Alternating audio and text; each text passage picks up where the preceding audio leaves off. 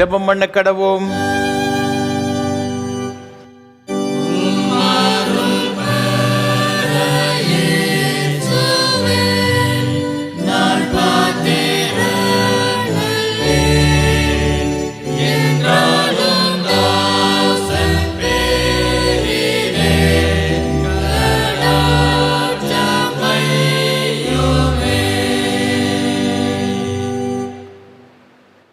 நீ பயப்படாதே, நான் உன்னுடனே இருக்கிறேன். திகையாதே, நான் உன் தேவன். நான் உன்னை பலப்படுத்தி உனக்கு சகாயம் பண்ணுவேன். என் நீதியின் வலது கரத்தினால் உன்னை தாங்குவேன். மகா பரிசுத்தமும் அன்பும் கிருபைகளும் நிறைந்த பரலோக பிதாவே, இந்த பரிசுத்தமான மனமகிழ்ச்சி நாளின் காலை ஆராதனை வேளைக்காக உமக்கு நன்றி செலுத்துகிறோம், ஸ்தோத்திரம் செலுத்துகிறோம். இந்த பரிசுத்தமான மனமகிழ்ச்சி நாளின் காலை வேளையில் உம்முடைய சமுதிரமோடு கூட சேர்ந்து ஐக்கியம் கொள்ளும்படி எல்லா கிருபைகளுக்காக உமக்கு ஸ்தோத்திரம். ஆண்டவர், இந்த ஆராதனை வேளையிலும் எங்கள் மத்தியில் எழுந்தருளி உம்முடைய கிருபையினாலும் பிரசனத்தினாலும் எங்கள் நிறைப்பீராக. விசேஷமாக அப்பத்தி பிட்கையிலே தம்மை வெளிப்படுத்தி உம்முடைய ஆசீர்வாதங்களினால் எங்கள் ஒவ்வொருவரையும் நிறைத்து இந்த ஆராதனைகளுக்கு ஆசீர்வாதமாக்கி தர வேண்டும் என்று மீட்பர் இயேசு கிறிஸ்துவின் பரிசுத்த நாமத்தில் ஜெபிக்கிறோம் தூய பிதாவே, ஆமென். ஆராதனைக்கு ஆரம்பமாக ஆண்டோடைய பரிசுத்த நாமத்துக்கு மகிமை உண்டாக. கீதம் 543, பாமாலை 361 பாடுவோம். ஒப்பில்லாத திவ்ய அன்பே மோட்சானந்த தேவரீர். கீதம் 543, பாமாலை 361 பாடுவோம்.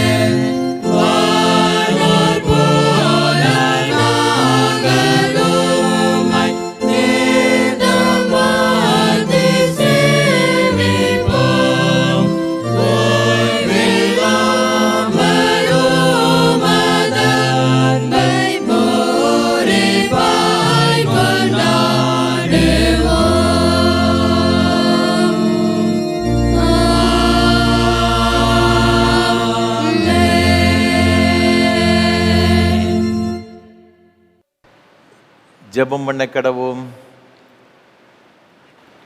பரமண்டலங்களில் இருக்கிற எங்கள் பிதாவையும் நாமும் பரிசுத்தப்படுவதாக, உம்முடைய ராஜ்யம் வருவதாக, உம்முடைய சித்தம் பரமண்டு செய்கிறது போல புனித செய்யப்படுவதாக. அன்று யாரும் எங்களுக்கு விரோதமாய் குற்ற செயலை நான் மன்னிக்கிறது போல் எங்களுக்கு மன்னி எங்கள் சொல்லுகிற தீர்மானித்துக் கொள்ளும். ஆமேன். எல்லா இருதயங்களையும், எல்லா விருப்பங்களையும், எல்லா ரகசியம் அறிந்திருக்கிற சர்வலும் தேவனே, நாங்கள் தேவரிடத்தில் பரிபூர்ணமே அன்பு கூறவும், ஒரு பரிசுத்த நாமத்தை உத்தமமைப்படுத்தவும், ஒரு பரிசுத்தவன் ஏவுதலால் எங்கள் இறுதி சிந்தனைகளை சுத்தம் பண்ணியறளோ.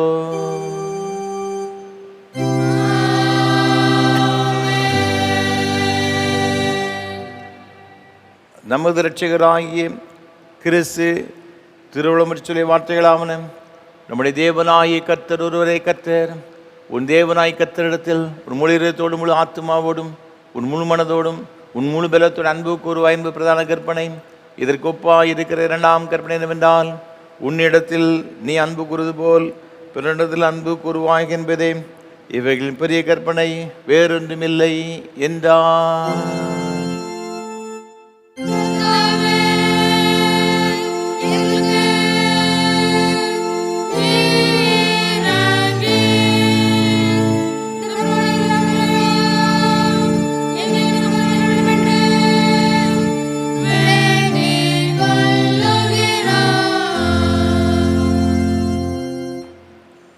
ஜெபம் பண்ண கடவோம். திருத்துவ திருநாளுக்கு பின்வரும் 5ஆம் ஞாயிறுக்குரிய சுருகு ஜெபம். அருள் நிறைந்த ஆண்டவரே, எங்கள் நீதியின் பாதையில் நடத்துபவரே, எங்களை உம் பிள்ளைகளாக தெரிந்தெடுத்து உம்முடைய குமாரனாகிய இயேசு கிறிஸ்துவின் மூலம் எங்களை மீட்டுக்கொண்டு உமது கிருபை எவ்வளவு அற்புதமானது. கிறிஸ்துவின் அன்பிலே எப்பொழுது நிலைத்திருக்கவும், உமது அழைப்பின் மீது மிகுந்த கவனமுடன் இருக்கவும் எங்களுக்கு உதவி செய்ய வேண்டும் என்று ஆண்டவர் இயேசு கிறிஸ்துவின் மூலமாய் வேண்டிக் கொள்ளுகிறோம்.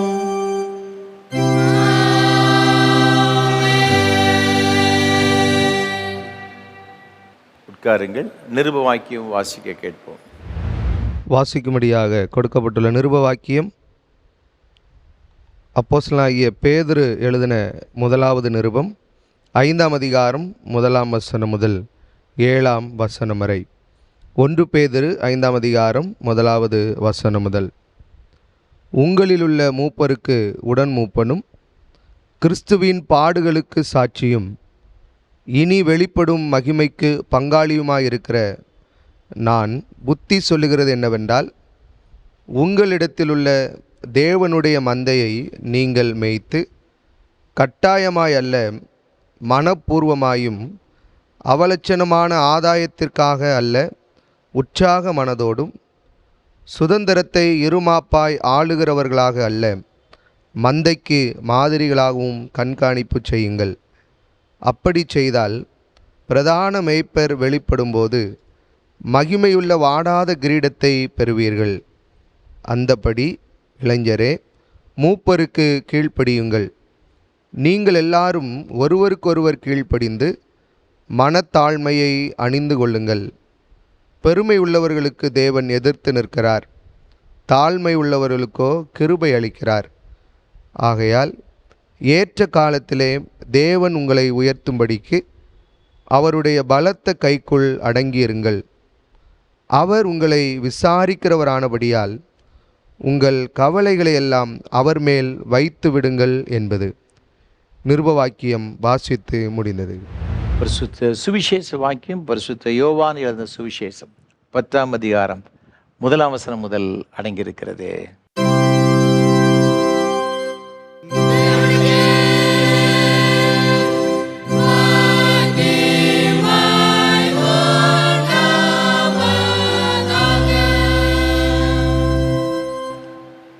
பரிசுத்த யோவான் எழுதின சுவிசேஷம் 10ஆம் அதிகாரம் 1ஆம் வசனம் முதல் 6ஆம் வசனம் வரை அடங்கியிருக்கிற தேவனுடைய வார்த்தையை கேளுங்கள். மெய்யாகவே மெய்யாகவே நான் உங்களுக்கு சொல்லுகிறேன், ஆட்டு தொழுவத்துக்குள் வாசல் வழியாய் பிரவேசியாமல் வேறு வழியாய் ஏறுகிறவன் கள்ளனும் கொள்ளைக்காரனுமாய் இருக்கிறான். வாசல் வழியாய் பிரவேசிக்கிறவனோ ஆடுகளின் மேய்ப்பனாய் இருக்கிறான். வாசலை காக்கிறவன் அவனுக்கு திறக்கிறான். ஆடுகளும் அவன் சத்தத்துக்கு செவி கொடுக்கிறது. அவன் தன்னுடைய ஆடுகளை பெயர் சொல்லி கூப்பிட்டு அவைகளை வெளியே நடத்தி கொண்டு போகிறான்.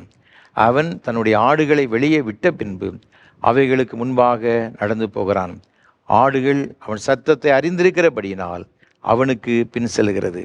அந்நியருடைய சத்தத்தை அறியாதபடியினால் அவைகள் அந்நியனுக்கு பின் செல்லாமல் அவனை விட்டு ஓடிப்போம் என்றார். இந்த ஊமையை இயேசு அவருடனே சொன்னார். அவர்களோ அவர் சொன்னவர்களின் கருத்தை அறியவில்லை என்றார்.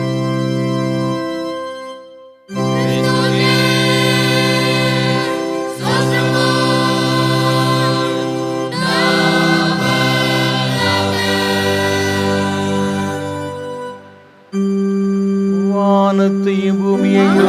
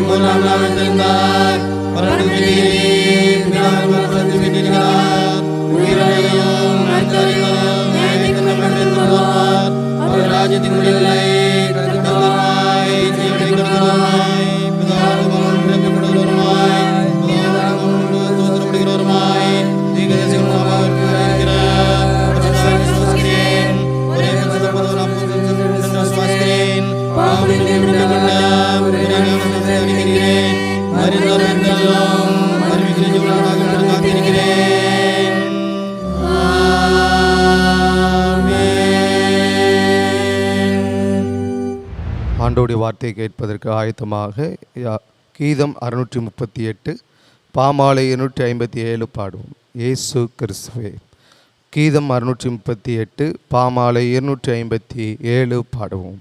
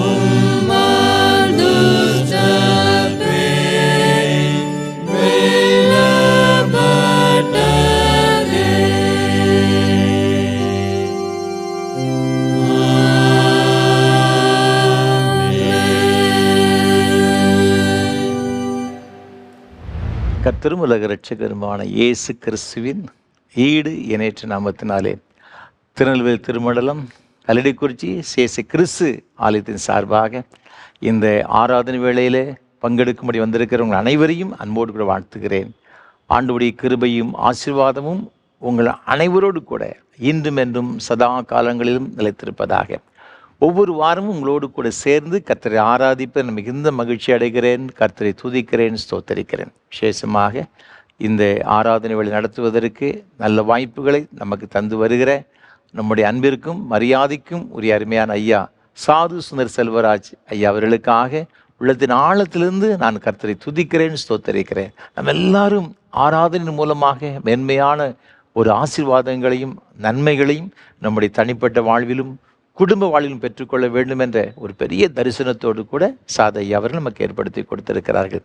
கர்த்தர் தாமே சாதையா அவர்களையும் அவர் செய்து கொண்டு வருகிற ஏஞ்சல் தொலைக்காட்சி ஊழியங்கள் மற்றும் இயேசு ஊழியங்களை அபரிவிதமாய் ஆசீர்வதிப்பாராக.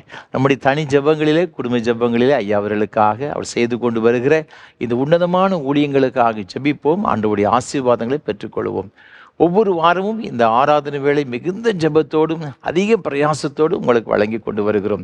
உங்களுடைய ஜெபங்கள் அதிகமாக எங்களுக்கு தேவை. எனக்காக என்னோடு கூட இந்த ஊழியத்தில் பங்கெடுத்து கொண்டு வருகிற ஒவ்வொரு கர்த்தருடைய பிள்ளைகளுக்காக குடும்பங்களுக்காக விசேஷமாக ஜெபிக்கும்படியாக உங்கள் அன்போடு நான் கேட்டுக்கொள்கிறேன். அது மாத்திரமல்ல, இந்த ஆராதனை வேளையை நாங்கள் ஒளிப்பதிவு செய்வதற்கு ஏராளமான தேவைகள் உண்டு. கர்த்தர் உங்கள் உள்ளத்தை ஏவார்னு சொன்னால் நீங்கள் மனம் வந்து தாங்க முன் வரலாம். உங்களுடைய ஜெப உதவிக்காகவும் மற்ற காரியங்களை நீங்கள் விசாரிப்பதற்காகவும் எங்களுடைய தொலைபேசியை நீங்கள் தாராளமாக பயன்படுத்தலாம். நிச்சயமாக உங்களுக்காக நாங்கள் ஜெபிக்க ஆயத்தமாக இருக்கிறோம். எல்லாவற்றையும் பகிர்ந்து கொள்ள நாங்கள் ஆயத்தமாக இருக்கிறோம். ஆண்டவங்க அனைவரையும் ஆசீர்வதிப்பாராக. இந்த நாளிலும் கூட இந்த ஆராதனை வேளையை தாங்க முன் வந்திருக்கிற கல்லடிக்குறிச்சி சேச கிறிஸ்து ஆலய சபை சார்ந்த அருமையான குடும்பத்தினருக்காக கர்த்தர் உள்ளத்தின் ஆழத்திலிருந்து ஆண்டவர் துதிக்கிறேன், ஸ்தோத்தரிக்கிறேன். நம்முடைய ஊழியங்கள் அதிகமாய் நேசிக்கிறவர்கள், நமக்காக ஜெபிக்கின்ற அருமையான குடும்பத்தினர், அருமையான சகோதரர் திரு டி. கோயில் பிள்ளை அவர்களுக்காக ஆண்டவர் துதிக்கிறேன். சபைக்கு அடுத்த காரியத்தில் மிகவும் அவர்கள் வாஞ்சியோடு கூட செயல்படுகின்ற அருமையான சகோதரர், அவருடைய அன்புக்குரிய துணைவியார் திருமதி மேரி ஞானபுஷ்பம் அருமையான சகோதரிக்காகவும் அன்று துதிக்கிறேன். அவர் தலைமை ஆசிரியராக இருந்து பணி செய்து கொண்டு வருகிறார்கள். இந்த ஊழியத்திற்காக அதிகமாக பிரயாசப்படுகிற ஒரு குடும்பத்தினர், கர்த்தர் தாமே அருமையான சார் கோயில் பிள்ளை அவர்களையும் அவருடைய அன்புக்குரிய துணைவியார் திருமதி மேரி ஞானபுஷ்பம் அவர்களையும் அபரிவிதமாய் ஆசீர்வதிப்பாராக. தேவன் அவளுக்கு கொடுத்த அருமையான மகன் என்ஜினியர் ஸ்டாலின் அவர்களுக்காக ஆண்டவரை துதிக்கிறேன், ஸ்தோத்தரிக்கிறேன். அவர் மரைன் இன்ஜினியராக பணி செய்து கொண்டு வருகிறார்கள். கர்த்தர் தாமே அருமையான சகோதரனுக்கு வேண்டிய எல்லா நன்மைகளையும் கிருபைகளையும் நிறைவாய் கொடுத்து ஆண்டவர் வழிநடத்துவாராக. ஏசாயா தீர்க்கதரிசன புஸ்தகம் 54ஆம் அதிகாரம் 10, 13 ஆகிய வசனங்களிலே வேதம் சொல்லுகிறபடியே, மலைகள் விலகினாலும் பர்வதங்கள் நிலைபெயர்ந்தாலும் என் கிருபை உன்னை விட்டு விலகாமலும் என் சமாதானத்தின் உடன்படிக்கை நிலைபெயராமலும் இருக்கும் என்று உன்மேல் மனதுருகிற கர்த்தர் சொல்லுகிறார்.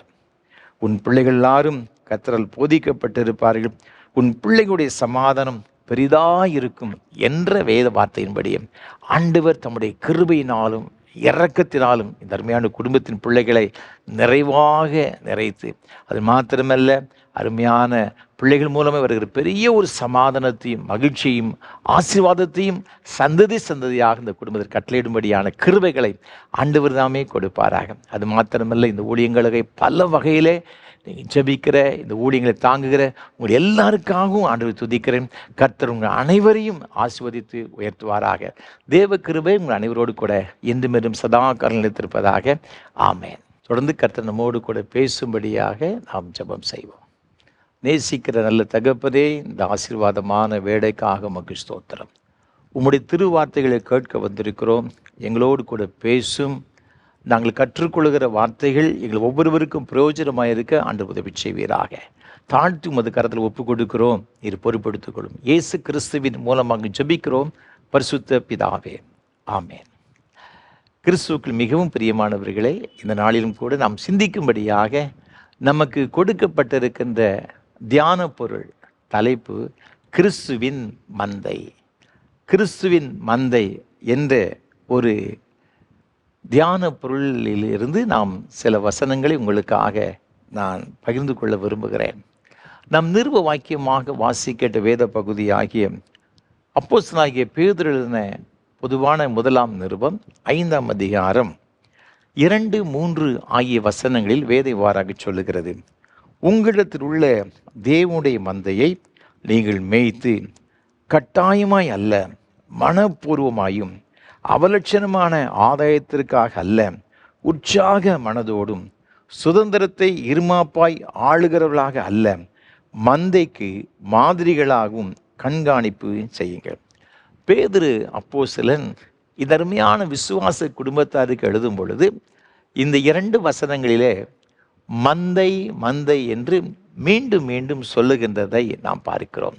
இந்த மந்தை என்றால் என்ன? நம்ம எல்லாருக்கும் நன்றாக தெரியும். நிறைய ஆடுகள் திரளாக இருக்கிறது என்று வைத்துக் கொள்ளுங்களேன். அதை நம்ம ஒரு மந்தை என்று நாம் என்ன செய்வோம்னா சொல்லுவோம். ஆட்டு மந்தை என்று நம்ம கிராமங்களிலே நாம் அழைப்பது உண்டு. அங்கு வேத புஸ்தகத்தில் இந்த மந்தை என்று சொன்னால் என்ன? 8ஆம் புஸ்தகத்தில் வாசித்து பார்க்கும் பொழுது 27ஆம் அதிகாரத்தில் இங்கு 16ஆம் வசனம் சொல்கிறது, கர்த்தருடைய சபையை அங்கு மந்தை என்று அங்கு சொல்லப்பட்டிருக்கின்றதை நாம் பார்க்கலாம். நீங்கள் எரேமியா தீர்க்கதரிசன புஸ்தகத்தில் இங்கு 13ஆம் அதிகாரம் 17ஆம் வசனத்தை வாசித்து பார்க்கும் பொழுது சிறைப்பட்டு போன இஸ்ரவேல் ஜனங்களை, யூத ஜனங்களை இங்கு மந்தைக்கு ஒப்பாக சொல்லப்பட்டிருக்கின்றதாக நாம் பார்க்கிறோம். அப்படி என்றால் இந்த மந்தை என்றால் என்ன? ஆண்டவருடைய ஜனங்கள், இஸ்ரவேல் ஜனங்களை குறித்து சொல்லப்பட்டிருக்கிறது. அப்போ கர்த்தருடைய சபை, கர்த்தரை ஆராதிக்கிற ஜனங்கள், கர்த்தருடைய சபையார் இங்கு மந்தை என்று எழுதப்பட்டிருக்கிறது. ஆகவே தான் சங்கீதங்களின் புஸ்தகம் 95ஆம் சங்கீதம் நீங்கள் 7ஆம் வசனத்தை வாசித்து பார்க்கும் பொழுது, நாம் அவர் மேய்ச்சலின் ஜனங்களும் அவர் கைக்குள்ளான ஆடுகளுமாமே என்று எழுதப்பட்டிருக்கிறது. நாம் அவருடைய மேய்ச்சல் உள்ள அவருடைய ஜனங்கள், அவர் கைக்குள்ளான ஆடுகள் என்று வேதத்தில் சொல்லப்பட்டிருக்கிறது.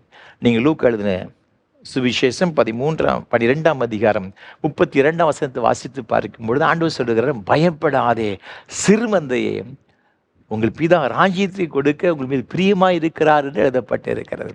அப்போ ஆண்டவரை விசுவாசிக்கிற பிள்ளைகளை, ஆண்டவரை ஆராதிக்கிற ஜனங்களை குறித்து வேதம் மிக அழகாக சொல்லுகிறது. அவர் எல்லாரும் மந்தைகள். நீங்கள் நானும் ஆண்டவருடைய சபையிலே ஆண்டவருடைய ஆடுகளாக இருக்கிறோம். மந்தையில் ஒருவராக காணப்படும்படியாக தேவன் நம்ம என்ன செய்திருக்கிறார்னா தெரிந்து கொண்டிருக்கின்றார். அப்படி என்றால் இதற்கு மேய்ப்பன் யார்? நீங்கள் யோவான் எழுதின சுவிசேஷம் இங்கு 10ஆம் அதிகாரம் 11ஆம் வசனத்தை வாசித்து பார்க்கும் பொழுது, நானே நல்ல மேய்ப்பன், நல்ல மேய்ப்பன் ஆடுகளுக்காக தன் ஜீவனை கொடுக்கிறார். அப்போ யாரு மேய்ப்பன்? ஆண்டவர் இருக்கிற இயேசு கிறிஸ்து சொல்கிறார், நானே நல்ல மேய்ப்பன். நீங்கள் எபிரேயர்கள் நிருபம் 13ஆம் அதிகாரம் 20ஆம் வசனத்தை வாசித்து பார்க்கும் பொழுது அங்கு ஆடுகளின் பெரிய மேய்ப்பர் என்று அவருக்கு ஒரு பெயர் கொடுக்கப்பட்டிருக்கின்றது. 1 பேதுரு 5ஆம் அதிகாரம் 4ஆம் வசனத்தை வாசித்து பார்க்கும் பொழுது இங்கு ஆண்டவராக இருக்கிற இயேசு கிறிஸ்துவை பற்றி சொல்வது, அவர் பிரதானமான மேய்ப்பர். அவர் பிரதானமான மேய்ப்பராக, நல்ல மேய்ப்பனாக, பெரிய மேய்ப்பராக இருக்கிறார் என்று எழுதப்பட்டிருக்கிறார். அன்பான ஆண்டவருடைய பிள்ளைகளே, நாம் ஆண்டவருடைய மந்தையில் இருக்கின்றோம், ஆண்டவருடைய கைக்குள்ள ஆடுகளாக இருக்கிறோம். நமக்கு மேய்ப்பர் யார் தெரியுமா? ஆண்டவராய் கர்த்தர். அவர் சாதாரணமானவர் அல்ல, அவர் பெரிய ஒரு மேய்ப்பர், பிரதானமான மேய்ப்பர். அவருக்கு நிகர் வேறு யாருமே கிடையாதுங்க. இது நல்ல மேய்ப்பனை பற்றி வேதத்தில் பார்க்கும் பொழுது சங்கீதக்காரன் சொல்லுகிறான், கர்த்தரின் மேய்ப்பராய் இருக்கிறார், நான் தாழ்ச்சி அடையேன். அப்போ ஆண்டவனுடைய வாழ்க்கையில மேய்ப்பராய் இருக்கும் பொழுது நாம் ஒருபொழுதும் ஒன்றுக்கும் நாம் என்ன செய்ய மாட்டோம்? குறைபட்டு விடவே மாட்டோம். ஏனென்றால் நீங்களும் நானும் ஆராதிக்கிற ஆண்டவராய் கர்த்தர் நமக்கு நல்ல மேய்ப்பனாய் இருக்கிறேன் என்று ஆண்டவர் வாக்குப்படி இருக்கிறார். ஆண்டவருடைய பிள்ளைகளே, நம்ம எவ்வளோ ஒரு பாக்கியவான்கள், பாக்கியவதிகள். ஏன் தெரியுமா? நமக்கு இருக்கின்ற மேய்ப்பர் ஒரு நல்ல மேய்ப்பர். ஆனால் வேதத்தில் சொல்லப்பட்டிருக்கிறது, இந்த மற்ற மேய்ப்பர்கள் மேய்ப்பனாயிராதவன் என்ன செய்வான்னா, இங்கு யோவான் 10ஆம் அதிகாரம் 12ஆம் வசனத்தில், ஆடுகள் தனக்கு சொந்தம் அல்லாதவனுமான கூலியாள் ஓனாய் வருகிறதை கண்டு ஆடுகளை விட்டு ஓடி போகிறான். அப்பொழுது ஓனாய் ஆடுகளை பீறி அவைகளை சிதறடிக்கும். மற்றவர்கள், மேய்ப்பனாய் இராதவர்கள் என்ன செய்வாங்கன்னா, ஆடுகளுக்கு ஒரு பிரச்சனை அப்படின்னு வந்துச்சுன்னா விட்டுட்டு ஒரே ஓட்டமாக ஓடி விடுவான். ஆனால் நீங்களும் நான் ஆராதிக்கிற ஆண்டவர் தன் ஆடுகளுக்காக ஜீவனையும் கொடுக்கிற ஆண்டவர். எவ்வளோ ஒரு நல்ல ஆண்டவரை நாம் பெற்றிருக்கிறோம், எவ்வளோ ஒரு நல்ல ஒரு மேய்ப்பரை பெற்றிருக்கிறோம். அதற்காக நம்ம ஆண்டவருக்கு அதிகமாக ஸ்தோத்திரங்களையும் துதிகளையும் என்ன செய்யணும், ஏறெடுக்க வேண்டும். இந்த நல்ல மேய்ப்பராக ஆண்டவர் நமக்கு இருக்கிறபடினால் இந்த மந்தை அவர் எவ்வாறு கவனிக்கிறார் என்பதை குறித்து வேதத்தை நாம் பார்க்கும் பொழுது, இந்த ஆண்டவர் நமக்கு மேய்ப்பராக இருக்கிறபடினால நமக்கு என்ன ஒரு நன்மைகள் கிடைக்கிறது நாம் வேதத்தில் வாசித்து பார்க்கும் பொழுது, இங்கே எசேக்கியேல் தீர்க்கதரிசன புஸ்தகத்தில் மிக அழகாக சொல்லப்பட்டு இருக்கிறது. 34ஆம் அதிகாரத்தில் இங்கு 11ஆம் வசனம் சொல்லுகிறது, கர்த்தராகிய ஆண்டவர் சொல்லுகிறது என்னவென்றால், இதோ நானே என் ஆடுகளை விசாரித்து அவைகளை தேடி பார்ப்பேன் என்று வேதவசனம் சொல்லுகிறது. அன்பான ஆண்டவருடைய பிள்ளைகளே, நீங்களும் நானும் ஆராதிக்கிற ஆண்டவர் நமக்கு மேய்ப்பராக இருக்கிறபடினால் அந்த மேய்ப்பர் என்ன செய்கிறாராம், நம்மை விசாரிக்கிறவராக இருக்கிறார், நம் மீது கரிசனை உடையவராக இருக்கிறார், அக்கறை உடையவராக இருக்கிறார். நீங்கள் நினைக்கலாம், எனக்கு யார் இருக்கிறா, யார் எனக்கு துணையாக இருக்கிறா, நான் அனாதையை போல் இருக்கிறேன் ஐயா, எனக்கு பிள்ளைகள் இருந்தும் பிள்ளைகள் இல்லாதவன் போல் இருக்கிறேன், இல்லாதவள் போல் இருக்கிறேன், எனக்கு எத்தனையோ ஆசைகள் ஐஸ்வர்யெல்லாம் இருந்துச்சு ஒரு காலத்தில், இப்போ நான் ஒன்றுமே இல்லாமல் இருக்கிறேன், எல்லாராலும் கேட்பாரற்று கவனிப்பாரற்று நான் ஒரு மூலையில் இருக்கிறேன் ஐயா, நான் தனித்து விடப்பட்ட ஒரு நிலைமையில் இருக்கிறேன், என்னை விசாரிப்பதற்குன்னு ஒருவருமே இல்லைன்னு சொல்லி கலங்கி கொண்டிருக்கலாம். ஆண்டவர் சொல்லுகிறார், நானே அவர்களை விசாரிப்பேன் என்று ஆண்டவர் சொல்லியிருக்கிறார். எவ்வளவு ஒரு நல்ல ஒரு ஆண்டவரை நீங்களும் நானும் பெற்றிருக்கிறோம். ஆகவே தான் லூக்கா 15ஆம் அதிகாரத்தில் நீங்கள் வாசித்து பார்க்கும் 4, 5 ஆகிய வசனங்களில் ஆண்டவராகிய கர்த்தர் நமக்கு மேய்ப்பராக இருக்கிறபடினால இந்த மேய்ப்பன் என்ன செய்வானாம் தெரியுமா, ஒரு ஆடு இங்கு வழிதப்பி சென்று விட்டது என்று வைத்துக் கொள்ளுங்களேன், இந்த ஆட்டை தேடி கண்டுபிடிக்கிற வரைக்கும் அவன் சும்மா இருக்க மாட்டாங்க. அவன் எந்த இடத்துல அந்த ஆடு இருக்கிற அந்த ஆட்டை போய் தேடி பிடிச்சி தோளில் போட்டுட்டு மந்தைக்கு என்ன செய்வானா, கொண்டு வருவானா. அவன் சொல்லுவான், நான் காணாமல் போன ஆட்டை கண்டுபிடித்தேன், என்னோடு கூட சந்தோஷப்படுகள் என்று சொல்வானா.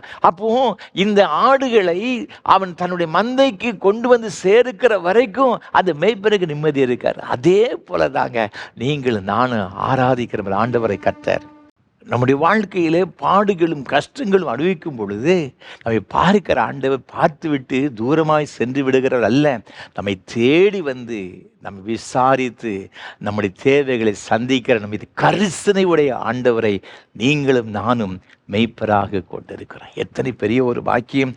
இங்கு வேதத்தில் நாம் பார்க்கும் பொழுது அதே எசேக்கியேல் 34ஆம் அதிகாரம் 22ஆம் வசனம் சொல்லுகிறது, நான் என் ஆடுகளை இனி சூறையாகாதபடிக்கு ரட்சித்து ஆடுகளுக்கு நியாயம் தீர்ப்பேன், என் ஆடுகளை நான் ரட்சிப்பேன், நான் மீட்டு கொள்ளுவேன், அவைகளை நான் ஆசீர்வதிப்பேன் என்று ஆண்டவர் சொல்லுகிறதை பார்க்கிறோம். அது மாத்திரமல்ல, அதற்கு அடுத்த வசனம் சொல்லுகிறது, அவர்களை மேய்க்கும்படி என் தாசனாகிய தாவீது என்னும் ஒரே மேய்ப்பனை அவர்கள் மேல் விசாரிப்பாயிருக்க ஏற்படுத்துவேன். நம்ம விசாரிக்கும்படியான எல்லா காரியங்களையும் ஆண்டவர் செய்வார். ஒரு முறை ஒரு அருமையான சகோதரி எனக்கு தொலைபேசியிலே மிகுந்த கண்ணீரோடு கூட சொன்னாங்க, ஐயா, எனக்குள்ள எல்லாவற்றையும் எத்தனையோ பேர் என்னுடைய உறவினர்கள் எத்தனையோ பேர் எனக்கு தேவையானதெல்லாம் வாங்கி கொண்டு போனாங்க, இப்போ நான் கஷ்டப்பட்டு கொண்டு இருக்கிறேன், என்னை விசாரிக்கிறது ஒருத்தர் கூட இல்லையா, ஒருத்தர் கூட இல்லை. வசனம் சொல்லுகிறது, விசாரிப்பதற்கு ஒருவர் இருக்கிறார், ஆண்டவராகிய கர்த்தர். 1 பேதுரு 5:7 வசனம் இவ்வாறாக சொல்லுகிறது, அவர் உங்களை விசாரிக்கிறானபடியினால் உங்கள் கவலைகளெல்லாம் அவர் மீது வைத்து விடுங்கள். ஒருவேளை பல வகையான பாடுகள் வருத்தங்கள் பிறட்டு ஷேர் பண்ண முடியாதுங்க, சில பிரச்சனையை யார்ட்டுமே சொல்ல முடியாது, நாமே மனதிற்குள் வைத்து வைத்து வைத்து நாம் வேதனைப்பட்டு நம்முடைய சரீரத்துடைய பலடெல்லாம் இழந்து போடும் சூழ்நிலையில் சில வேளைகள் நம்ம சென்று இருக்கலாம். அவர் சொல்றாரு, நான் உன்னை விசாரிக்கிறோம்ப்பா, நான் உன்னை விசாரிக்கிற கர்த்தர், நம்ம மீது அக்கறையுடைய கர்த்தருங்க. மகதலேனா மரியாள் நமக்கா யார் இந்த கல்லை திறப்பா புரட்டி போடுவான்னு சொல்லி தான் போடான்.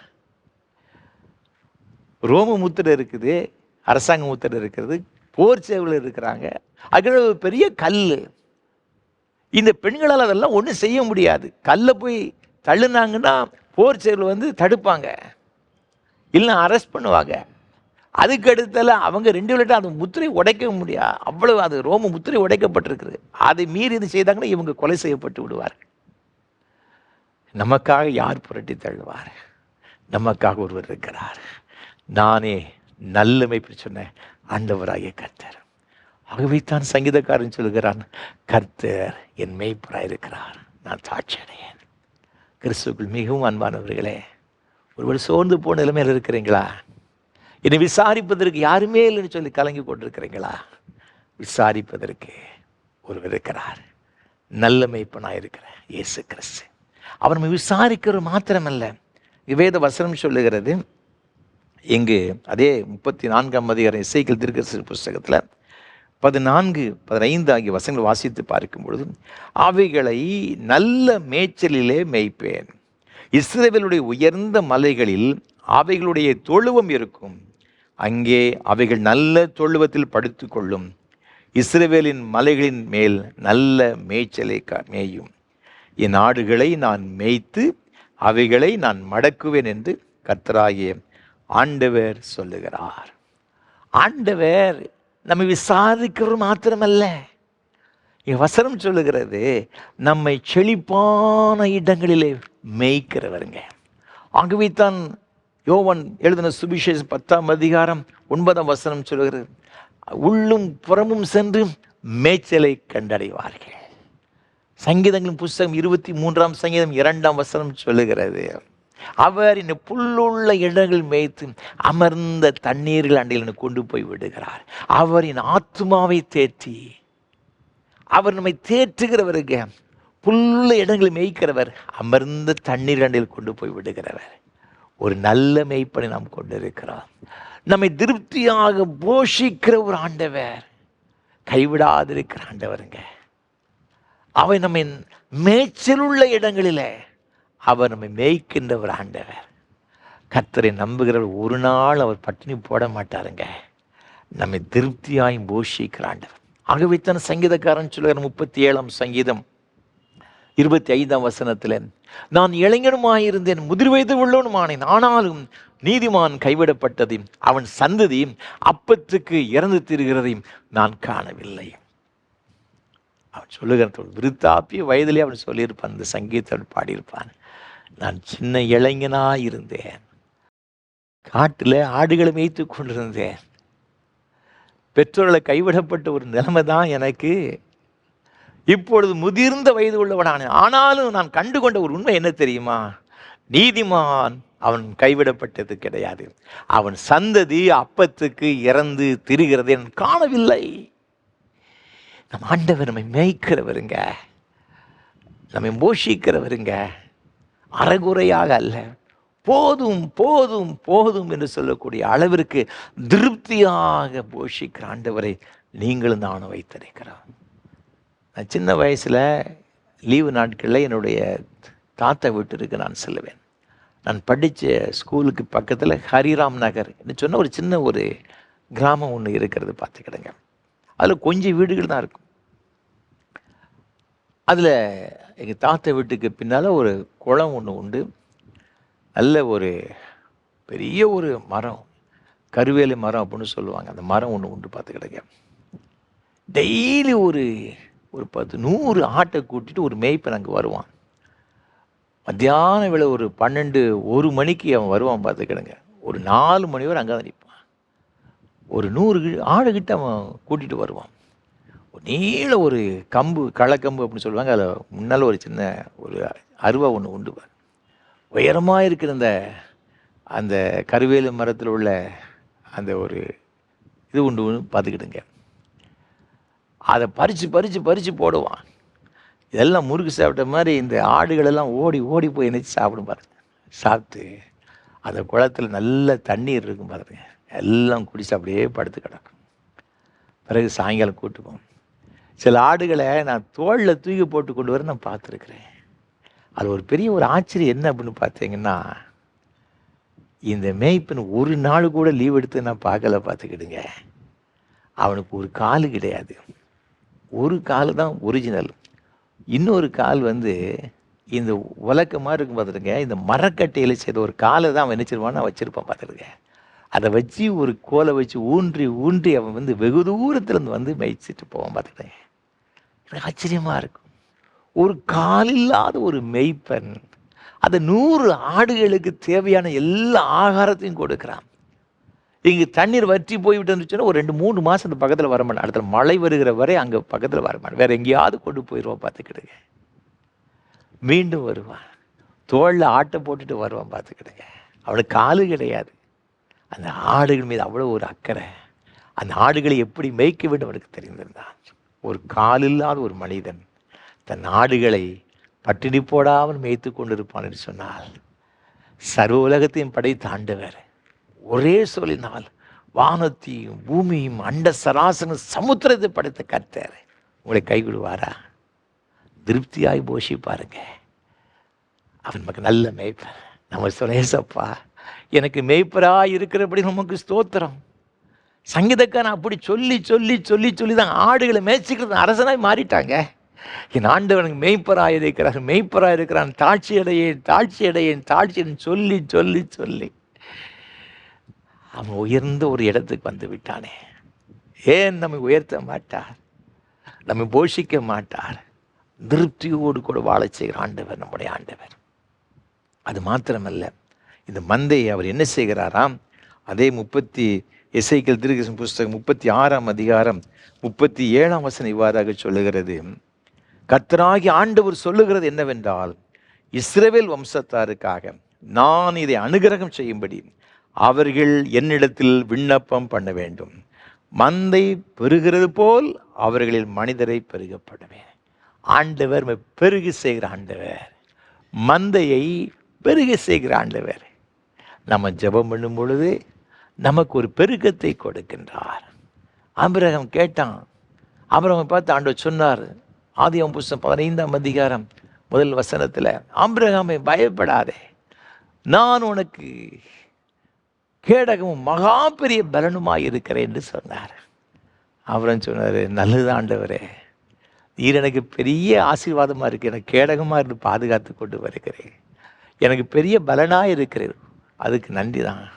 ஆனால் என் வீட்டில் எனக்கு இவ்வளோ பெரிய ஆசையை கொடுத்துருக்கிறாரு, எனக்கு பிள்ளை கிடையாது ஐயா.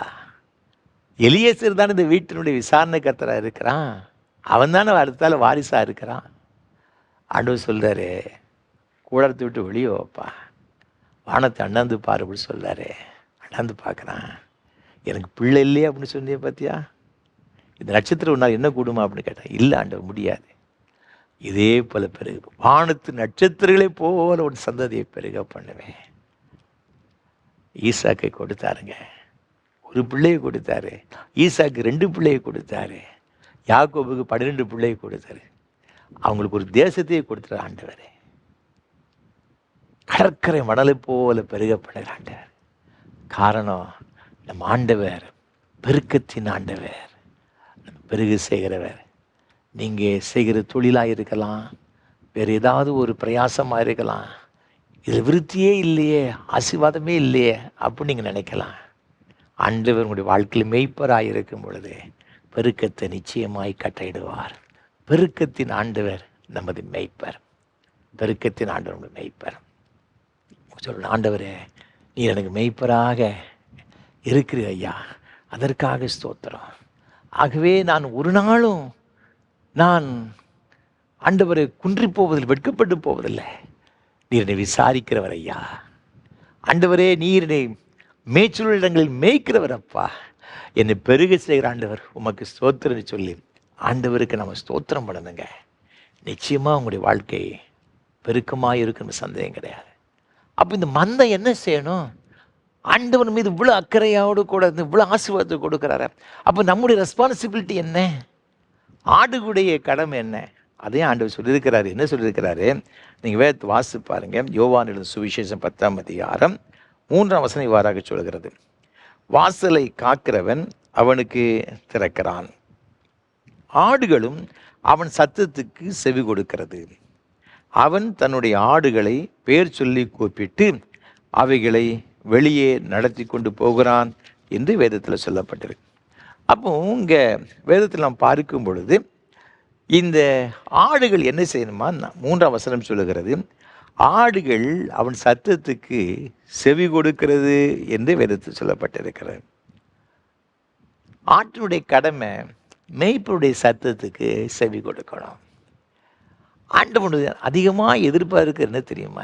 ஏன் நம்முடைய வாழ்க்கையில் ஆசீர்வாதத்தை பெற்றுக்கொள்ள முடியலை அப்படி பார்த்தீங்கன்னா, ஆண்டவருக்கு நாம் செவி கொடுக்கறது இல்லைங்க. 1 சாமுவேல் புஸ்தகம் 15ஆம் அதிகாரம் 22ஆம் வசனம் சொல்லுகிறது, ஆட்டுக்கடாக்கள் இனத்தை பாரிக்கிலும் செவி கொடுத்தல் உத்தமம் அப்படின்னு சொல்லப்பட்டிருக்கிறது. ஆட்டுக்கடாக்கள் நினத்தை காட்டிலும் கொழுப்பு ரொம்ப டேஸ்டாக நல்லா தான் இருக்கும். ஆனால் அதை பாரிக்கணும் ஆண்டவர் என்ன எதிர்பார்க்கிறாரு? நீ எனக்கு கொடுத்த ஆடுகளெல்லாம் பலி செலுத்துறதெல்லாம் எனக்கு விருப்பம் கிடையாதுப்பா. எது எனக்கு விருப்பம்னு பார்த்தீங்கன்னா, நான் சொல்றதை கேட்டால் போதும், செவி கொடுக்க வேண்டும் என்று தேவன் நினைச்சுதான்னா எதிர்பார்க்கிறார். இன்றைக்கு அநேகர் என்ன செய்யலை அப்படின்னு பார்த்தீங்கன்னா, ஆண்டவர் சொல்லுகிறது கவனிக்கிறதே கிடையாது.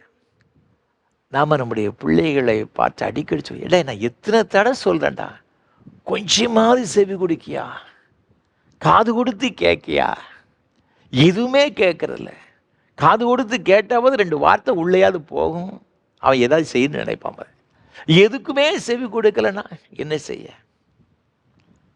அவசரமாக நம்முடைய காரியங்களை பார்ப்போமே தவிர நம்ம சொல்கிறதை கவனிக்கிறதில்ல. ஒரு அருமையான நண்பர் ஒரு வேடிக்கையான கதை ஒன்றை சொன்னார். ஒரு ஆசிரமம் ஒன்று இருந்துச்சு. அதில் ஒரு நல்ல ஒரு குரு ஒருத்தர் இருந்தார். அவருக்கு சில சீடர்கள் இருந்தாங்க. அதில் ஒரு சீடன் மாத்திரம் ரொம்ப அவசரம் கொடுக்க பார்த்துக்கிடுங்க. எதுனாலும் விடுக்குன்னு வருவான் பார்த்துக்கிடுங்க. நம்ம கிராமத்தில் சொல்லுவோம் முந்திரி கொட்டை அப்படி சொல்ல பார்த்துருக்கேன். அரையும் குறையுமா கேட்டு எதையாவது 1க்கு 2 சொல்லி கெடுத்துருவான் பார்த்துக்கிடுங்க. எதுனாலும் நான் தான் முந்தி வருவான் பார்த்துக்கிடுங்க. சொல்கிறத முழுசாக கவனிக்க மாட்டேன். அந்த குருநாதர் கொஞ்சம் வயசாகிடுச்சு. அதனால் இந்த சீடர்கள்லாம் நினச்சாங்க, நம்ம குரு ஒரு இடத்துல விட்டு இன்னொரு இடத்துக்கு போனாக்கி ரொம்ப கஷ்டப்படுறாரு, ஒரு குதிரை வாங்கினா நல்லா இருக்குமே அப்படின்ட்டு குதிரை வாங்க வேண்டும் என்று அவர்கள் அதை தேடி அலைந்தார்கள். அப்போ ஒரு வியாபாரி ஒருவன் வந்தான். இவனை பார்த்தவன் ரொம்ப சந்தோஷம், என்கிட்ட ஒரு நல்ல ஒரு குதிரை இருக்குது, நான் ஒரு கிறிஸ்தவன், ஆகவே என்னுடைய குதிரையும் கிறிஸ்தவ முறைப்படி வளர்த்த ஒரு நல்ல ஒரு கிறிஸ்தவ குதிரையா. இவங்களும் ரொம்ப ஆச்சரியமாக போச்சு. எல்லாம் மேட்ச் ஆகிட்ட, நாமளும் கடவுளை சேவிக்கிறவர்கள், இவங்களும் கிறிஸ்தவ குதிரைன்னு சொன்னாங்க, ரொம்ப சந்தோஷம் ஐயா என்று சொல்லி அப்போ என்ன ரேட்டுன்னு பேசுனாங்க. இவங்க கேட்குறேன் எப்படிலாம் ஓட்டணும், இந்த அவசர கொடுக்க இந்த சீடனுக்கு எப்படியாகிரும் வாங்கி முதல்ல குருநாதர் மேலே யார் உட்காரக்கு முன்னால் நம்ம ட்ரையல் பார்க்கணும், நம்மளுக்கு ரொம்ப ஆசை. அப்போது அந்த வியாபாரி சொல்ல, கொஞ்சம் பொறுங்க நான் விவரமாக சொல்கிறேன், சொல்லுங்க ஐயா, நாங்கள் முதல்ல அதை ஏறி முதல்ல ட்ரையல் பார்க்கணும். அவன் சொல்கிறான், நீங்கள் சும்மாலாம் ஏறி உட்காந்து தட்டினாலாம் போகாது, இது அல்லேலியா ஸ்தோத்திரம் சொன்னால் தான் இந்த குதிரையே முதல்ல என்னச்சும் ஓட ஆரம்பிக்கும். அதுக்கு எடுத்தால் இதை நிப்பாட்டணும் அப்படின்னா ஆமின்னு சொன்னால் தான் நிற்கும், ஏன்னா இது கிறிஸ்துவ குதிரை அப்படின்னு சொன்னான் வியாபாரி. இது சொன்ன வேடிக்கையான கதையை தான் நான் சொல்கிறேன். இவன் ஆரோக்கியமாக கேட்டு முதல்ல குதிரை எப்படி இருக்குன்னு பார்ப்போம் என்று சொல்லி அந்த லெக்கானை வாங்கினா. இவன் குதிரையில் யாருன்னா யாருக்கும் பெரிய சந்தோஷம், அல்லே லூயா ஸ்தோத்திரம் அப்படி தான் பார்த்துக்கிடுங்க. குதிரை கிளம்பிட்டு பார்த்துக்கிடுங்க. இவன் சுற்றும் நல்ல வேகமாக போகுது, நல்லா போகுது அப்படின்னு பார்த்தான். அது அப்படியே போய் அது ஒரு மலை பிரதேசமான ஒரு பகுதி பார்த்துக்கிட்டேன். அப்படியே அந்த குதிரை வேகமாக மேலே மலைக்கு மேலே போச்சு. 2 சைடும் நல்லா பச்சை பசேன்னு இருக்கு. அதுக்கடுத்தால பார்க்குற முன்னால் ஒரு பெரிய ஒரு பள்ளம் ஒன்று இருக்குது, பாதாள மாதிரி இருக்குது பார்த்துக்கிட்டேங்க. இப்போ இவனுக்கு இந்த குதிரையை நிப்பாட்டுவதற்கு என்ன செய்யணும் மறந்து போச்சு. அந்த வியாபாரி சொன்னது மறந்து போச்சு. இயேசுவே இயேசுவே சோத்திரம் சோத்திரங்க, ஸ்தோத்திரம் சொன்னால் ஓடும். இவன் நம்ம அவசரத்தில் சில நேரத்தில் ஸ்தோத்திரம் பார்த்தீங்களா, அதே மாதிரி ஸ்தோத்திரம் சொன்னால் வேகமாக போயிட்டு, ஐயோ இது என்ன செய்யறதில்ல, கண்ணை மூடுனா, ஏசப்பா எப்படியா இந்த குதிரை நிப்பாட்டுங்க ஆண்டவரே, இது என்ன செய்யணும் தெரியல ஆண்டவரே. இவன் லக்கானை பிடிச்சி இழுத்து பார்க்குற முடியலை, ஜெபம் பண்ண ஆரம்பிச்சிட்டா, எப்படியா நிறுத்து ஆண்டவரே, இயேசுவின் நாமத்தில் ஆமேன் அப்படின்னு சொன்னான் பார்த்துருக்கேன். டக்குன்னு நினைச்சுட்டா கரெக்டாக போய் இந்த குதிரை நின்றுச்சு. நின்ன இடம் கரெக்டாக மேட்டில் போய் நிற்குது. அதுக்கு அடுத்த ஸ்டெப் வச்சுட்டா கீழே விழுந்துருக்கு பார்த்துருக்கேன். நின்னவனுக்கு பெரிய ஒரு நிம்மதி. அவன் வாயத்திறன்னு சொன்னான், அல்லேலூயா ஸ்தோத்திரம் அப்படின்னா. அடுத்தால பாஞ்சிட்டு என்னதான் நம்ம ஆமேன் ஸ்தோத்திரம் அல்லேலூயா இயேசுவே இயேசுவேன்னு சொன்னாலும் கூட ஆண்டவர் நமக்கு கொடுத்த அந்த வேத வசனத்திற்கு, ஆண்டவருடைய வார்த்தைக்கு செவி கொடுக்காம நம்ம வாழ்ந்தோம் என்று சொன்னால் நம்ம என்ன சொன்னாலும் அதில் ஒரு பிரயோஜனம் கூட கிடையாது. கடைசி நாளில் ஆண்டவரே உடைய நாமத்தினால திருக்கு தரிசனம் சொன்னோமே, பிசாசுல துரத்துனோமே, அதை செய்தோம், ஊழி செய்தோம், அதை செய்தோம், இதை செய்தோம் அப்படின்னு சொன்னாலும் கூட ஆண்டவர் சொன்னார், உங்களை அறியேன். ஏன் அப்படி சொன்னாரு? தேவ சித்தத்தை அவர்கள் செய்யாதபடினால. அப்படி நடக்காமல் இருந்து கொண்டு நம்ம சொல்கிறோம், இன்னும் ஆண்டவர் எனக்கு பதில் கொடுக்கல. எப்படி பதில் கொடுப்பாருங்க? அவர் சொன்னதை முழுசுமாக கவனிக்கணும், அதுக்கு செவி கொடுக்கணும். ஆண்டவர் விரும்புகிறாரு. வசனத்தை பாருங்க, வசனம் அழகாக சொல்ல, ஆடுகள் அவன் சத்தத்துக்கு செவி கொடுக்கிறது. சிவ தேசத்தில் உள்ள இந்த ஆடுகளை இந்த மேய்ப்பன் கூப்பிட்ட உடனே வருவான். ஆடுகளை பெயர் சொல்லி அழைக்கிறானாம். பேர் சொன்னால் வரும். நம்ம ஊரில் நாய்க்கு பேர் சொன்னால் வரும் பார்த்துக்கிடுங்க. ஆனால் அங்கே ஆடுகளுக்கு பேர் சொன்னாலே வருது பார்த்துக்கிடுங்க. அப்போ அந்த ஆடுகள் எப்படி ட்ரெயின்டாக இருக்குது பார்த்துக்கிடுங்க.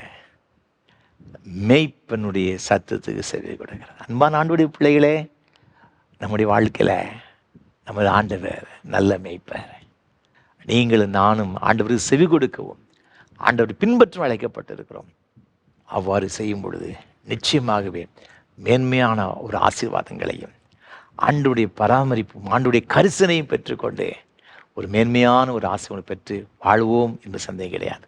அப்படிப்பட்ட ஒரு கிருபைகளை கர்த்தர் தாமே நம் ஒவ்வொருக்கும் தருவாராக. ஆமென். அர்ப்பணிப்பின் பாடலாக கீதம் 255, கிறிஸ்தவ கீர்த்தனை 310 பாடுவோம். அருமை இரட்சகா கூடி வந்தோம், உமது அன்பின் விருந்தருந்த வந்தோம். கீதம் 255, கிறிஸ்தவ கீர்த்தனை 310 பாடுவோம்.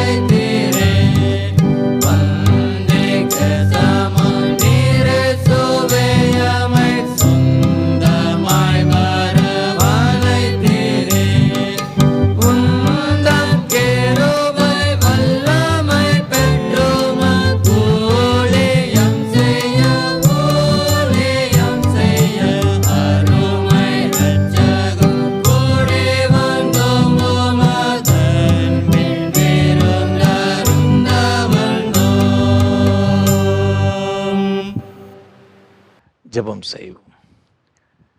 கிருபை நிறைந்த அன்பின் பரலோக பிதாவே, இது நல்ல ஆசீர்வாதமான வேலைக்காக நன்றியோடு உம்மை துதிக்கிறோம், உம்மை ஸ்தோத்தரிக்கிறோம்.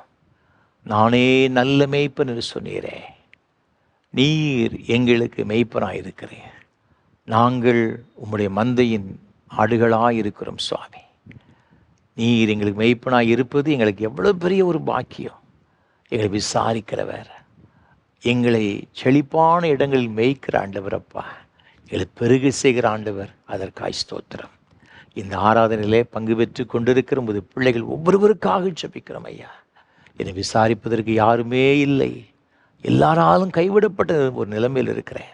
என் குடும்பத்தில் இவ்வளோ பிரச்சனை, இவ்வளோ போராட்டம், இவ்வளோ வேதனை, நிம்மதி இல்லை, சமாதானம் இல்லை என்று சொல்லி கலங்கி கொண்டிருக்கிற சூழ்நிலையில் இந்த ஆராதனை உங்களுடைய சமூகத்தில் வந்து பங்கு பெற்று கொண்டிருக்கிற பிள்ளைகள் உண்டு சுவாமி. ஆண்டு ஒரு வீசை கண்ணோக்கி பார்ப்பீராக. நானே நல்ல மேய்ப்பன் என்று சொன்னீங்களப்பா.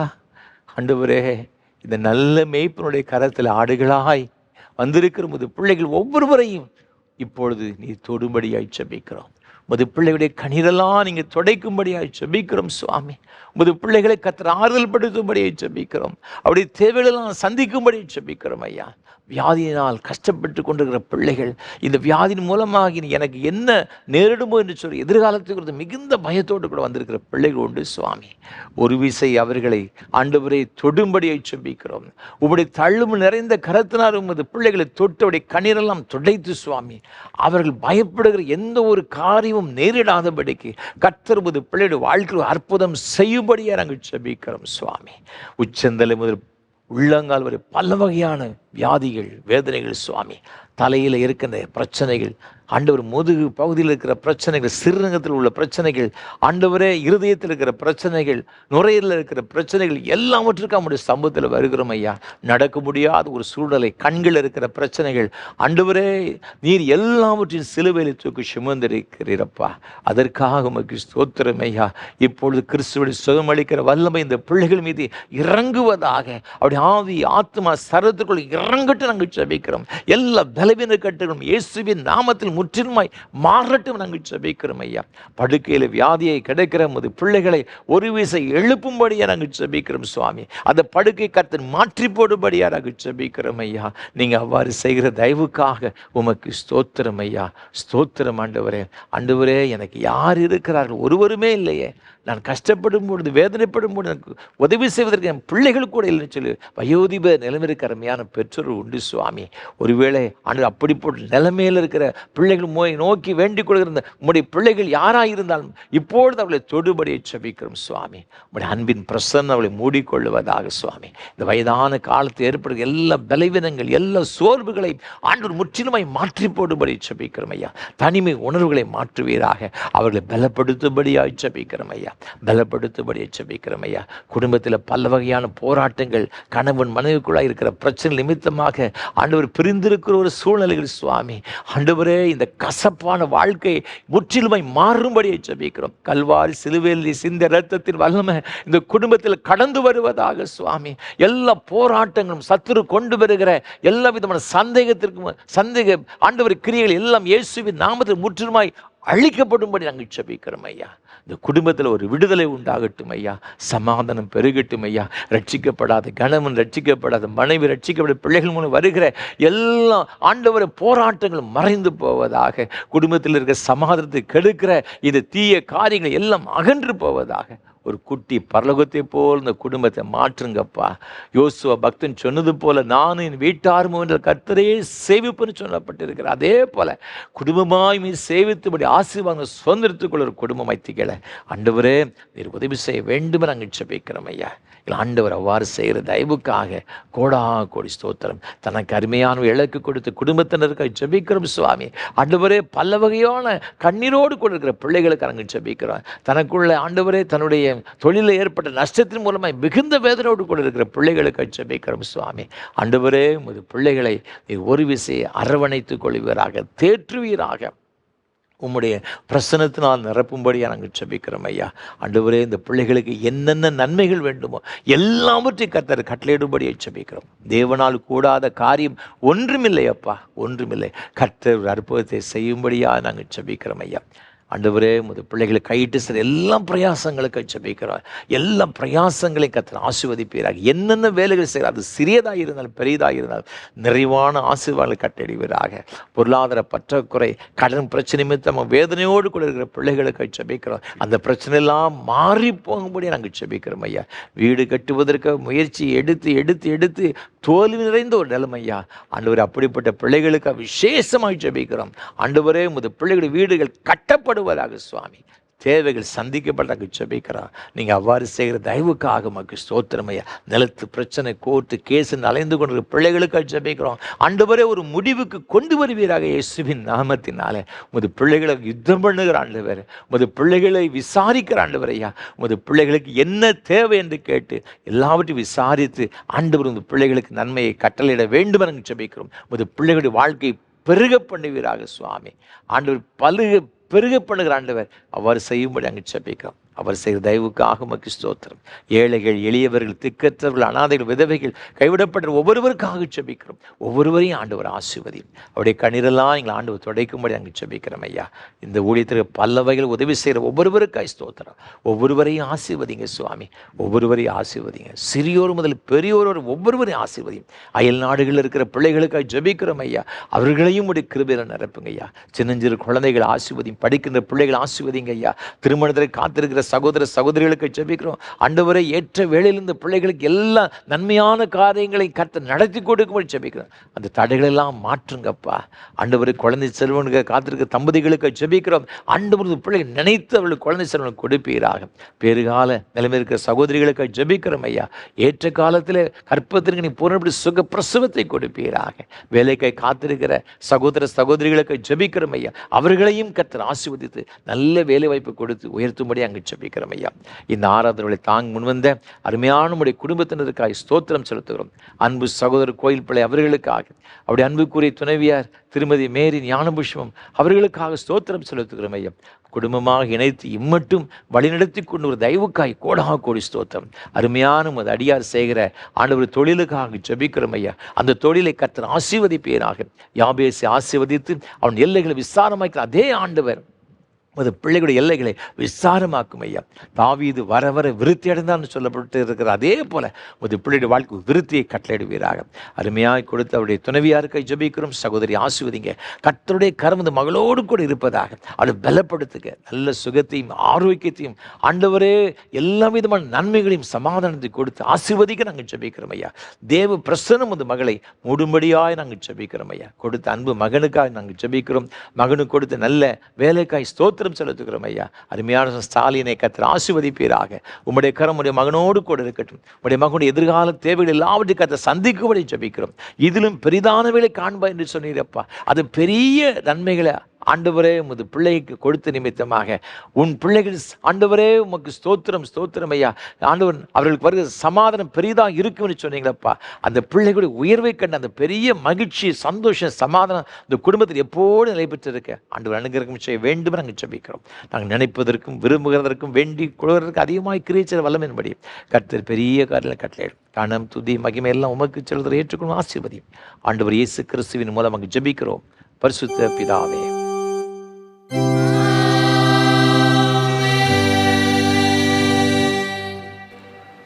உங்கள் பாவங்கள் நிமித்தம் முழு இருதயத்துண்மையாய் மனசாப்பட்டு பிறரிடத்து அன்பும் சிநேகமாயிருந்து இனி தேவனுடைய கற்பனைகளை கை கொண்டு புதிதாக்கப்பட்டவர்களாக அவருடைய பரிசுத்த மார்க்கத்தில் நடப்போம் என்று தீர்மானத்துக்கு நீங்கள் விசுவாசத்தோடு சேர்ந்து உங்களுக்கு ஆறுதல் உண்டாகி இந்த பரிசுத்த சாக்கிரமத்தை வாங்கிக் கொள்ளுங்கள்.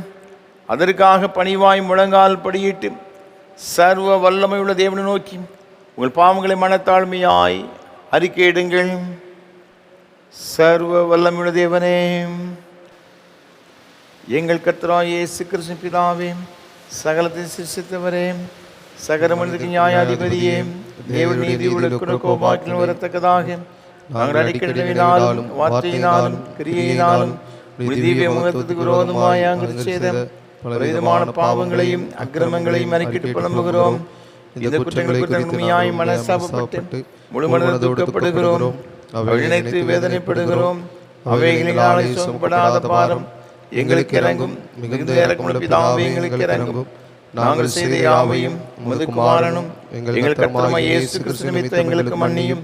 உமது நாமத்திற்கு கனமும் மகிமை உண்டாக நாங்கள் பிதாக்கப்பட்டவர்களாய் இனி எப்பொழுதும் உமக்கு ஊழியம் செய்து உமக்கு பிரியமாய் நடந்து வரும்படி எங்கள் கர்த்தராகிய இயேசு கிறிஸ்து மூலமாய் கட்டளை தருளும். ஆமென்.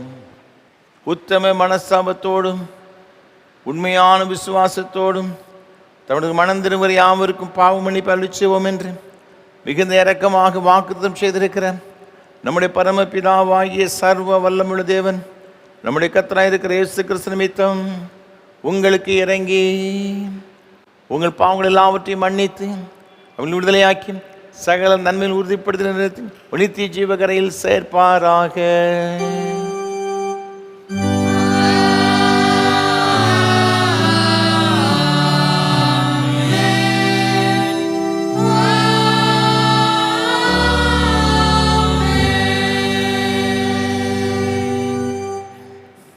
தமிழத்தில் உண்மையாய் மனம் திரும்புகிற யாவருக்கும் நமது இரட்சகராய் கிறிஸ்து திருவுளம் பற்றுகிற ஆதரவான வார்த்தைகளை கேளுங்கள். வருத்தப்பட்டு பாரம் சுமக்கிறவர்களே, நீங்கள் எல்லாரும் எழுதில் வாருங்கள், நான் உங்களை கிளைப்பால் தருவேன். தேவன் தம்முடைய ஒரே பேரான குமாரனை விசுவாசிக்கிறவன் எவனோ அவன் கெட்டு போகாமல் நித்திய ஜீவன் அடைம்படிக்கு அவரை தந்திரளி இவ்வளவாய் உலகத்தை அன்பு கூர்ந்தார். பரிசுத்த பவுல் சொல்லியிருக்கிறதை கேளுங்கள். பாவிகளை ரட்சிக்க கிறிஸ்து இயேசு உலகத்தில் வந்தார் என்ற வார்த்தை உண்மையும் எல்லா அங்கீகரிப்பாத்திரமானது. பரிசுத்த யோவான் சொல்லியிருக்கிறதை கேளுங்கள். ஒருவன் பாவம் செய்வானானால் நீதிபராக இருக்கிற இயேசு கிறிஸ்து நமக்காக பிதாவிடத்தில் பரிந்து பேசுகிறவராக இருக்கிறார். நம்முடைய பாவங்களை நிவர்த்தி செய்கிற கிருபாதார பலி அவரே. உங்களை உயர்த்துங்கள்.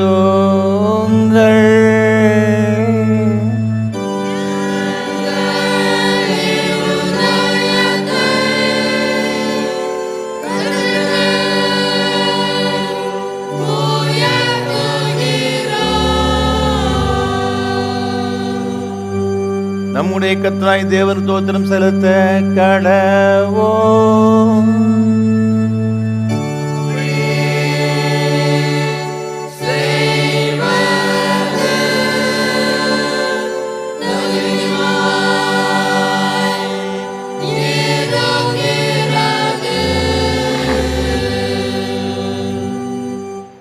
கர்த்தாவே, பரிசுத்த பிதாவே, சர்வ வல்லமையுள்ள நித்திய தேவனே, நாங்கள் எக்காலத்தில் எவ்விடத்திலும் தேவருக்கு தோத்திரம் செலுத்துகிறது எங்களுக்கு விசேஷித்த கடமையுமாக இருக்கிறது. ஆதல தூதரோடும் பிரதான தூதரோடும் பரமசபை அனைத்தோடும் நாங்களும் முது மகிமையுள்ள நாமத்தை புகழ்ந்து மேன்மைப்படுத்தி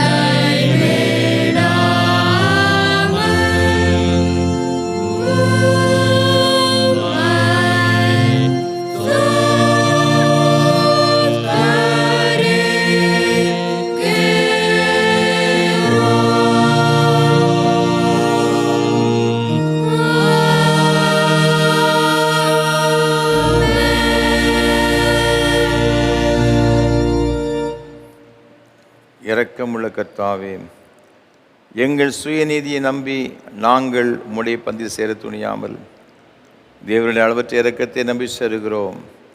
உம்முடைய மேசையின் கீழ் விழும் துணிக்கைகளையும் பொறுக்கிக் கொள்ள நாங்கள் பாத்திரல்ல. ஆனாலும் தேவரீர் எப்பொழுதும் இரக்கம் செய்கிற லட்சணமுடைய மாறாத ஆண்டவராய் இருக்கிறீர். ஆகையால் கிருபையுள்ள கர்த்தாவே, முதன்மையான குமாரனாகிய இயேசு கிறிஸ்துவின் சரீரத்தால் எங்கள் பாவமுள்ள சரீரம் சுத்தமாகி அவருடைய விலை உயர்ந்த இரத்தத்தால் என் ஆத்துமா கழுவப்படுவதற்கும் எப்பொழுது நாங்கள் அவருக்குள்ளும் அவர் எங்களுக்குள் வாசமாக இருப்பதற்கு ஏற்ற விதமாக அவருடைய சரீரத்தை புசித்து அவருடைய இரத்தத்தை பானம் பண்ண எங்களுக்கு கிருபை செய்தருளும்.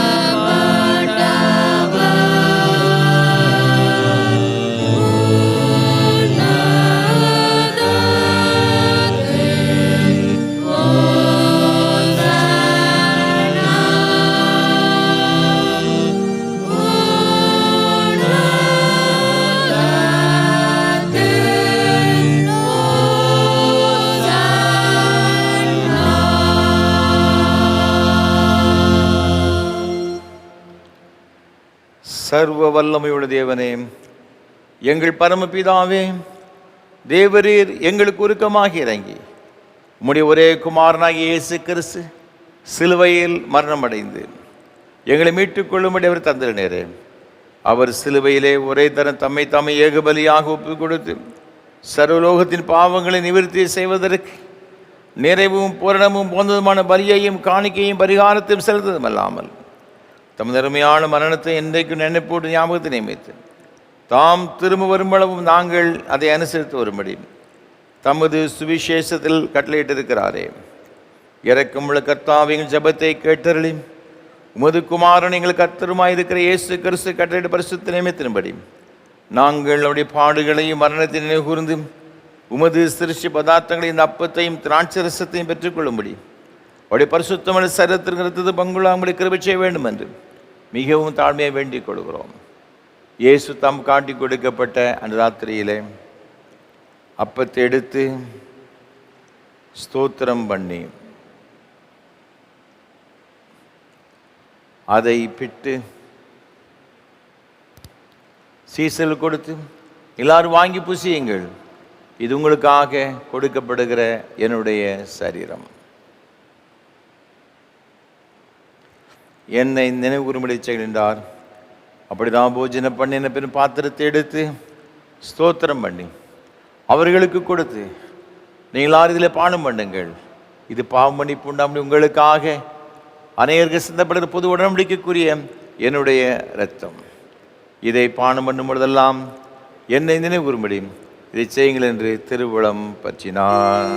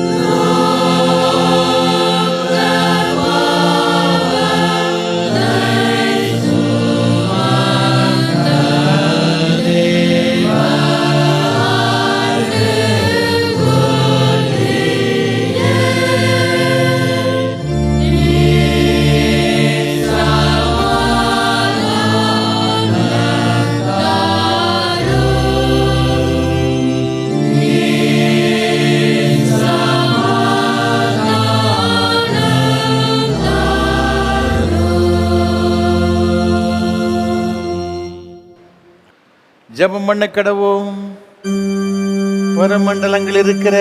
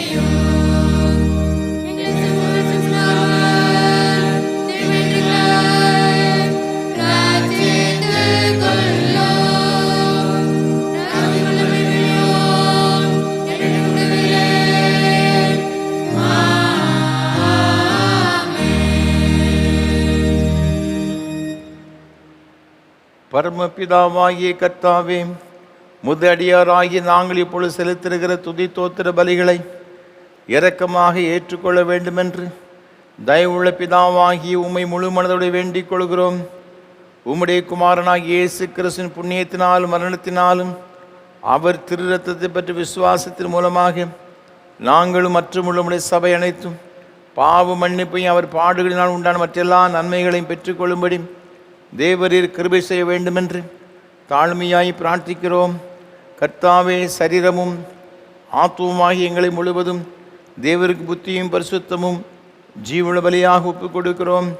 இப்பொழுது பரிசுத்த நற்கரையில் பங்கு பெற்றிருக்கிற எங்கள் எல்லாரையும் தேவரீர் உமது கிருபையினாலும் பரம ஆசீர்வாதத்தினால் நிரப்பிட வேண்டுமென்று பணிவாய் வேண்டிக் கொள்கிறோம். அநேக விதமாய் இருக்கிற எங்கள் பாவங்களினாலே தேவருக்கு எந்த பலியும் செலுத்துவதற்கு நாங்கள் அபாத்திராய் இருந்தும் எங்கள் பாத்திர அபாத்திர தேவரை கவனியாமல் எங்கள் கர்த்தராகிய இயேசு கிறிஸ்து நிமித்த எங்கள் குற்றங்களை மன்னித்து எங்கள் கடமையின்படி நாங்கள் செலுத்திருக்கிற பணிவிடை ஏற்றுக்கொள்ள வேண்டும் என்று பிரார்த்திக்கிறோம். அவரோடும் பரிசுத்த ஆவியோடு ஐக்கியமாய் இருக்கிற தேவருக்கு அவர் மூலமாய் சகல கனமும் மகிமையும் என்றென்றைக்கு உண்டாவதாக.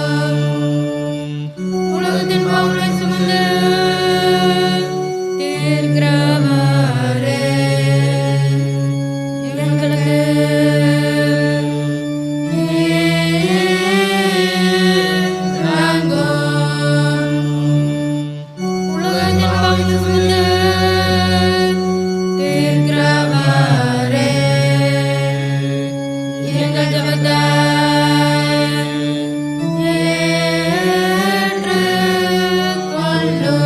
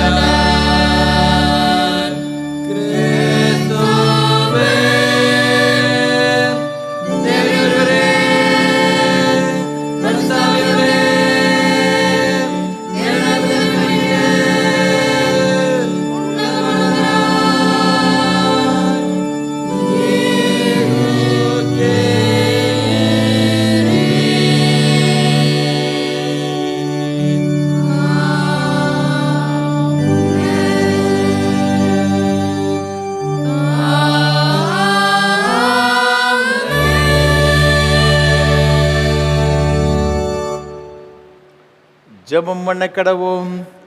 சர்வ வல்லமையுள்ள தேவனே, இன்று நாங்கள் காதால கேட்ட வாக்கில் மலர்த்தாய் போகாமல் உம்முடைய நாமத்திற்கு கனமும் புகழும் உண்டாவதற்கு ஏதுவாகிய நன்னடக்கை ஆகிய கனிகளை கொடுக்கும்படி உம்முடைய கிருபையினால் அந்த வாக்கியங்களை எங்கள் இருதயத்தில் பைத்தள்ள வேண்டும் என்று ஆண்டவர் இயேசு கிறிஸ்துவின் மூலமாய் வேண்டிக் கொள்கிறோம்.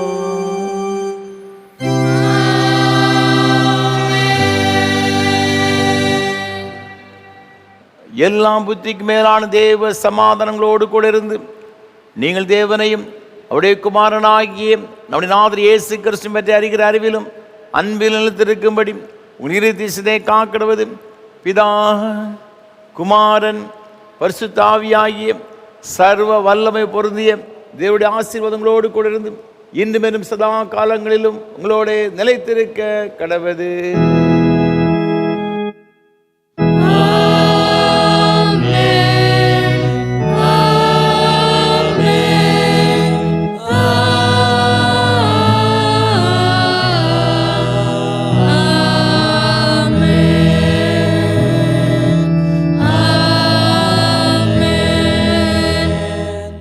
நிறைவு கீதமாக கீதம் 488 பாமாலை 326 பாடுவோம். இரட்ச பெருமானை பாரும் புண்ணிய பாதம் அண்டினோம். கீதம் 488 பாமாலை 326 பாடுவோம்.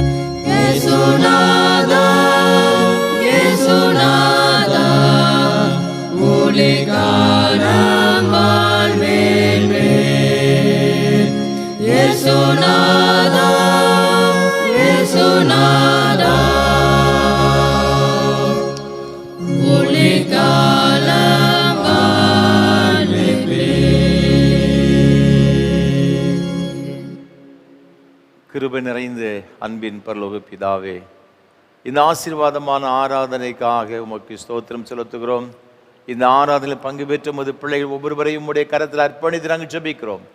என்னென்ன தேவைகளோடு எதிர்பார்ப்புகளோடு உடைய சமுதிரம் காத்திருந்தார்களோ எல்லாவற்றையும் சம்பூர்ணமாக நிறைவாக ஆசீர்வதித்து அனுப்புகிற தயவுக்காக உமக்கு ஸ்தோத்திரம். தொடர்ந்து நீரே உமது பிள்ளைகள் ஒவ்வொருடைய கரங்களையும் பிடித்து நடத்துவீராக.